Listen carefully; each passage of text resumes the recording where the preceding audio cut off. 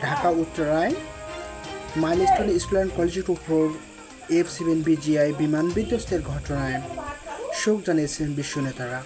শোক জানিয়েছেন বন্ধুপ্রতিম রাষ্ট্র ভারতের প্রধানমন্ত্রী নরেন্দ্র মোদী। এ নিয়ে বিস্তারিত থাকছে সময় প্রবাহের আরেকটি নতুন এপিসোডে। 21শে জুলাই রোজ সোমবার বাংলাদেশের মানুষ স্মরণকালের এক ভয়াবহ বিমান দুর্ঘটনার সাক্ষী হয়। এ দুর্ঘটনায় শোক জানিয়েছেন বিশ্বের বিভিন্ন নেতারা।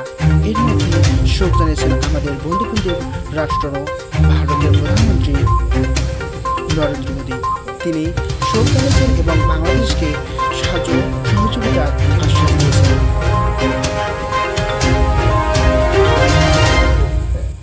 ভারতের প্রধানমন্ত্রী নরেন্দ্র মোদী তিনি আহতদের দ্রুত আরোগ্য কামনা করছেন এবং মৃতদের আত্মার শান্তি কামনা করছেন।